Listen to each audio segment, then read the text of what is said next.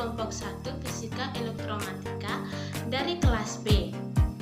Kami adalah mahasiswa dari Universitas Nusa Indonesia pada Fakultas Teknik Informatika.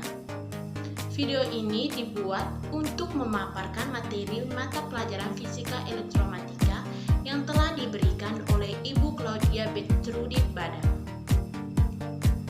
Baik, di sini saya sebagai pemateri pertama atas nama Magdalena Priscilia Muijaja dengan NIM 0212138. Di sini saya akan memaparkan materi pertama tentang medan magnet.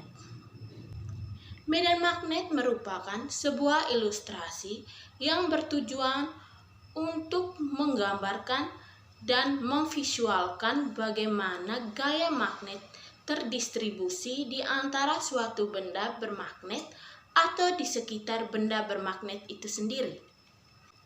Seperti yang kita sudah ketahui bahwa medan magnet memiliki dua kutub yang disebut kutub utara dan kutub selatan.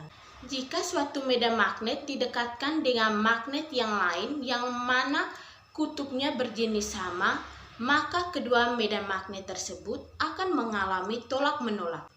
Berbeda jika kedua magnet tersebut didekatkan dengan jenis kutub yang berbeda, maka hasilnya akan mengalami saling tarik-menarik. Yang pertama, magnet tolak-menolak. Seperti yang telah dijelaskan di atas, bahwa jika suatu magnet mengalami tolakan jika magnet tersebut saling bertemu dengan jenis kutub yang sama.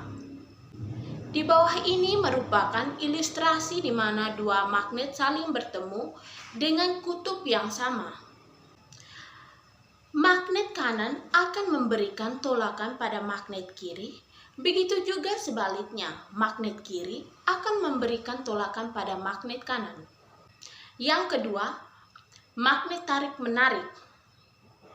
Kejadian ini merupakan kebalikan dari kejadian di atas, di mana kedua magnet jika didekatkan dengan jenis kutub yang berbeda, akan mengalami tarik-menarik antara kedua magnet tersebut.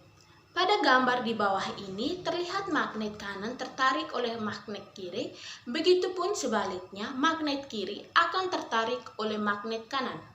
Yang ketiga, magnet sendiri. Jika sebuah magnet diletakkan pada sebuah bak berisi pasir besi, maka akan terlihat bentuk dari medan magnet yang ditimbulkan pada sekitar magnet tersebut. Bagaimana bentuk dari medan tersebut? Perhatikan ilustrasi di bawah ini. Baik, di sini saya akan menjelaskan rumus besarnya medan magnet. Dengan rumusnya B sama dengan mu 0 kali I per 2πr. Keterangan B sama dengan besar medan magnet satuannya T. Mu 0 sama dengan konstanta permeabilitas satuannya 4pi 10⁻⁷ Tm per A. I adalah arus listrik satuannya A. Dan R sama dengan jarak dari kabel satuannya meter. Baik, di sini saya akan menjelaskan salah satu contoh soal dari medan magnet. Seutas kawat dialiri arus listrik I sama dengan 4A seperti gambar berikut. Tentukan A sama dengan kuat medan magnet di titik A dan B sama dengan kuat medan magnet di titik B. Penyelesaiannya diketahui I sama dengan 4A, RA sama dengan 2M, dan RB sama dengan 1M. Ditanya, A. Kuat medan magnet di titik A, dan B. Kuat medan magnet di titik B.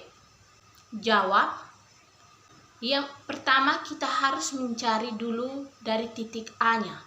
Masukkan rumus B sama dengan mu 0 kali I per 2πRA. B sama dengan 4pi 10⁻⁷ Tm per A kali 4A per 2pi kali 2M. B sama dengan 4 pangkat 10 min 7T. Jadi medan magnet pada titik A adalah 4 kali 10 min 7 T. Sekarang yang ke B, kita harus mencari medan magnet pada titik B.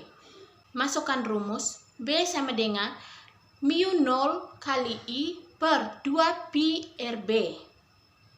B sama dengan 4pi kali 10 pangkat min 7 Tm per A kali 4A per 2pi kali 1M. B sama dengan 8 10 min 7T. Saya atas nama Francisca Duagrengan dari kelas B. Baik, di sini saya akan menjelaskan materi kedua, yaitu tentang gaya magnet pada muatan bergerak, gaya Lorentz. Gaya Lorentz adalah gaya yang ditimbulkan oleh muatan listrik yang bergerak atau oleh arus listrik yang berada dalam suatu medan magnet atau B. Sebuah partikel bermuatan listrik yang bergerak di daerah medan magnet homogen akan mendapatkan gaya. Gaya ini juga atlet gaya Lorentz. Kaidah tangan kanan bisa kita perhatikan pada gambar gerak partikel akan menyimpang dengan gaya Lorentz yang mempengaruhi arah gaya Lorentz pada muatan yang bergerak juga dapat ditentukan dengan kaidah tangan kanan dari gaya Lorentz atau F. Ibu jari menunjukkan arah gaya Lorentz atau F, jari telunjuk menunjukkan arah medan magnet atau B, jari tengah menunjukkan arah medan listrik atau I. Untuk muatan positif, arah searah dengan arah arus, sedangkan untuk muatan negatif, arah berlawanan dengan arah arus. Rumus gaya Lorentz. Persamaan rumus gaya Lorentz dapat ditulis seperti berikut. F sama dengan Q kali V kali B.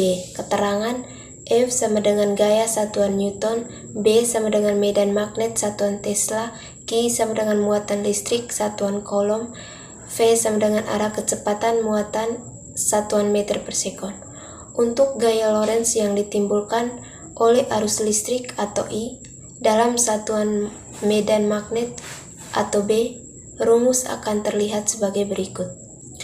F sama dengan IL kali B, keterangan F sama dengan gaya satuan Newton, I sama dengan arus listrik satuan ampere, B sama dengan medan magnet satuan Tesla, L sama dengan panjang kawat listrik yang dialiri listrik sama satuan meter. Penggunaan gaya Lorentz dalam kehidupan sehari-hari yaitu yang pertama, 1. Motor listrik. Pada saat saklar on, maka akan mengalirkan arus dari sumber tegangan menuju cincin komutator. Selanjutnya, mulai sikat karbon arus mengalir ke kumparan loop, sehingga di dalam loop akan ada aliran elektron yang berada di medan magnet. Elektron yang terdapat dalam loop akan mendapatkan gaya Lorentz yang besarnya sama tetapi dengan arah yang berlawanan pada loop masing-masing sisi. 2 blender, 3 bor listrik, 4 mesin penyedot udara, 5 mesin cuci. Baik, berikut contoh soal. Jika pada suatu kawat yang berarus listrik 10 ampere, lalu dengan arah menuju ke atas dan berlangsung dalam sebuah medan magnetik 0,5 T yang menyusun sebuah sudut 30 derajat terhadap kawat. Apabila panjang kawat tersebut sekitar 10 meter, maka berapakah besarnya gaya Lorentz yang bisa dialami oleh kawat tersebut? Penyelesaian. Diketahui I sama dengan 10 ampere, B sama dengan 0,5, L sama dengan 10 meter. Ditanya F. Jawab F sama dengan IL kali B, F sama dengan 0,5 kali 10 kali 10 sin 30 derajat, F sama dengan 50 1/2 F sama dengan 25 Newton. Jadi, gaya Lorentz yang dialami oleh kawat tersebut adalah 25 Newton. Kenalkan, nama saya Roberto Joshua, NIM 0212-135. C. Gaya magnet pada kawat arus. Pertama, berbanding lurus kuat medan magnet, berbanding lurus dengan arus listrik yang mengalir dalam kawat, berbanding lurus dengan panjang kawat pengantar, berbanding lurus dengan sudut yang dibentuk arus dengan area industri magnet. Yang kedua, menempatkan sebuah kawat berada dalam sebuah medan magnet homogen dapat menyebabkan kawat tersebut dapat mengalami gaya. Karena arus listrik adalah pergerakan muatan positif, medan magnet yang tegak lurus adalah pergerakan muatan positif. Ada pergerakan muatan positif tersebut akan mengerahkan gaya magnet pada setiap partikel. Sebagai akibatnya, kawat akan mengalami gaya magnetik pada hakikatnya adalah gaya yang dirasakan muatan positif tadi. F sama dengan Q VB sin theta. Yang ketiga, mengingat muatan berkaitan dengan arus dan waktu, begitu juga kecepatan berkaitan dengan jarak dan waktu. Persamaan di atas dapat diubah dalam bentuk sebagai berikut. Q sama dengan IT, P sama dengan S per T. Persamaan gaya di atas dapat diubah dalam bentuk yang berbeda karena jarak yang ditempuh muatan berada sepanjang kawat lurus. Nilai S dapat diganti dengan nilai L yang menunjukkan panjang kawat. C, F sama dengan Q, VB, sin theta sama dengan IT, S per T, B sin theta sama dengan IL sin theta. F menunjukkan gaya magnetik pada kawat N. I menunjukkan arus listrik yang mengalir pada kawat B adalah kuat medan magnetik, dan theta sudut antara arah vektor R terhadap arah medan magnetik. Contoh soal, kawat PQ yang panjangnya 3 cm dialiri arus listrik 5A dari P ke Q yang berarah ke timur. Kawat tersebut berada dalam medan magnet yang mengarah ke utara sebesar 0,04 T. Tentukanlah besar gaya magnetik yang bekerja pada kawat PQ. Penyelesaiannya diketahui L sama dengan 3,10 kuadrat M, I sama dengan 5A, B sama dengan 0,04 T, theta sama dengan 90 derajat. Yang ditanya F. Jawab, F sama dengan IL B sin theta. F sama dengan 5,10 kurang pangkat 2M, 4,10 min 2M, N. F sama dengan 6,10 pangkat 3N. Jadi besar gaya magnetik yang bekerja pada kawat PQ adalah 6,10. Perkenalkan, nama saya Afranus Andilau dengan NIM 0212-122. Kali ini saya akan membacakan materi yaitu medan magnet oleh arus listrik. Pada tahun 1820 terjadi penyimpangan pada jarum kompas ketika didekatkan pada kawat berarus listrik. Hal ini menunjukkan arus di dalam sebuah kawat dapat menghasilkan efek-efek magnetik. Dapat disimpulkan bahwa di sekitar arus listrik terdapat medan magnetik. Garis-garis medan magnetik yang dihasilkan oleh arus pada kawat lurus membentuk lingkaran dengan kawat pada pusatnya. Untuk mengetahui arah garis-garis medan magnetik dapat menggunakan suatu metode, yaitu dengan kaidah tangan kanan, ibu jari menunjuk ke arah atas konvensional, sedangkan keempat jari lainnya yang melingkari kawat menunjuk ke arah medan magnetik. Pemagnetan suatu bahan oleh magnet luar disebut induksi. Induksi magnetik sering didefinisikan sebagai timbulnya medan magnetik akibat arus listrik yang mengalir dalam suatu pengantar. Oersted menemukan bahwa arus listrik menghasilkan medan magnetik. Selanjutnya, secara teoritis Laplace 1749-1827 menyatakan bahwa kuat medan magnet atau induksi magnetik di sekitar arus listrik yang lurus dengan kuat arus listrik berbanding lurus dengan panjang kawat pengantar berbanding terbalik dengan kuadrat jarak suatu titik dari kawat pengantar tersebut. Arah induksi induksi magnetik tersebut tegak lurus dengan bidang yang dilalui arus listrik. Pada tahun 1820 oleh Biot 1774 sampai dengan 1862, teori tersebut disempurnakan dengan perhitungan yang didasarkan pada rumus Ampere 1775 sampai dengan 1836 yang dinyatakan dalam persamaan dB sama dengan K buka kurung I kali dl sin theta tutup kurung atau R pangkat 2. Dengan I menyatakan kuat arus listrik yang mengalir dalam kawat A. Di dl menyatakan elemen kawat pengantar, dan R adalah jarak titik terhadap kawat atau biasa bilang M. dB menyatakan kuat medan magnetik dan WB atau MAM pangkat 2, dan K adalah suatu konstanta yang memenuhi hubungan. K dengan PU menyatakan probabilitas hampa udara besarnya 4 PI kali 10 kurang 10 WB atau AM. Adapun 1. Induksi magnetik di sekitar pengantar lurus berarus.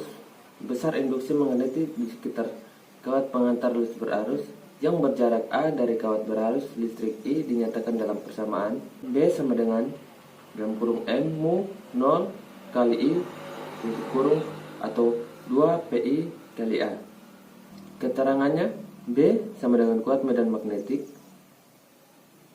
I sama dengan kuat arus listrik, A sama dengan jarak lingkaran, N jumlah lilitan.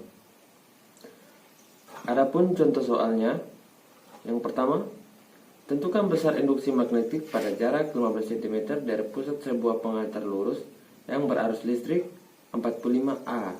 Diketahui A sama dengan 15 cm sama dengan 15 kali 10 pangkat min 2 meter. I-nya itu sama dengan 45 ampere. Permeabilitas sama dengan 4 px kali 10 pangkat min 7 WB atau AM kali M. A kali M. Ditanya B. Penyelesaiannya B sama dengan MU 0 kali I atau 2 PI kali A sama dengan dalam kurung 4 PI kali 10 pangkat min 7 dikali 45 dikali 2 PI sama dengan 15 kali 10 pangkat 2 pangkat min 2 sama dengan 6 kali 10 pangkat min 5 BB atau M pangkat 2. B jadi B sama dengan 6 kali 10 pangkat min 5 WB atau M pangkat 2. Perkenalkan, nama lengkap saya Franciscus Novensius Arianto. Di sini saya akan menjelaskan materi tentang sifat kemagnetan bahan. Pengertian kemagnetan. Kata magnet diduga berasal dari kata-kata magnesia, yaitu nama suatu daerah di Asia Kecil. Diperkirakan beberapa abad sebelum Masehi, di daerah itu ditemukan suatu jenis batuan yang memiliki sifat dapat menarik bahan besi atau baja. Magnet juga memiliki sifat-sifat tertentu apabila kutub magnet yang satu berdekatan dengan kutub magnet. Yang pertama, kutub-kutub magnet sejenis. Kutub utara dengan kutub utara atau kutub selatan dengan kutub selatan akan saling tolak-menolak. Yang kedua, kutub-kutub magnet tidak sejenis. Kutub utara dengan kutub selatan atau kutub selatan dengan kutub utara akan saling tarik-menarik. Bahan magnetik diklarifikasikan sebagai berikut. Yang pertama, bahan ferromagnetik. Bahan yang ditarik dengan kuat oleh magnet, contohnya nikel, besi, baja, dan kobalt. Yang kedua, bahan diamagnetik. Bahan yang ditarik lemah oleh magnet, contohnya aluminium dan platina.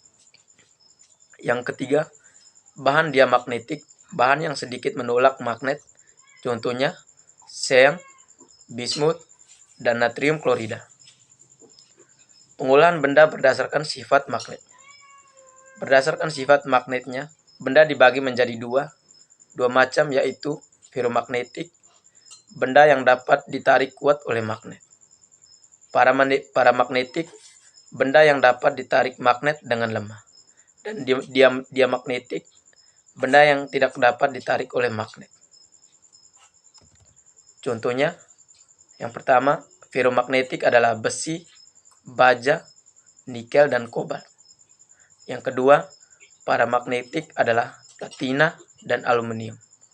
Yang ketiga, diamagnetik adalah seng dan bismut. Prinsip kemagnetan.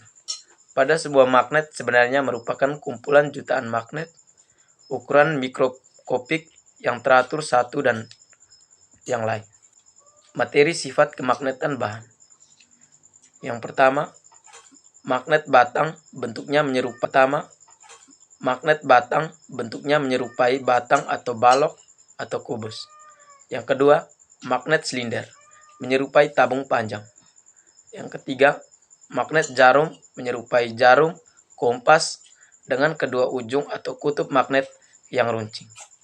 Yang keempat, magnet U atau magnet ladang, berbentuk seperti tapal kuda atau serupa dengan huruf U. Yang berikut cara menghilangkan sifat kemagnetan. Ternyata sifat kemagnetan bisa dihilangkan. Caranya menghilangkan adalah sebagai berikut. Yang pertama, dipukul-pukul. Yang kedua, dipanaskan. Yang ketiga, dialiri arus bolak-balik.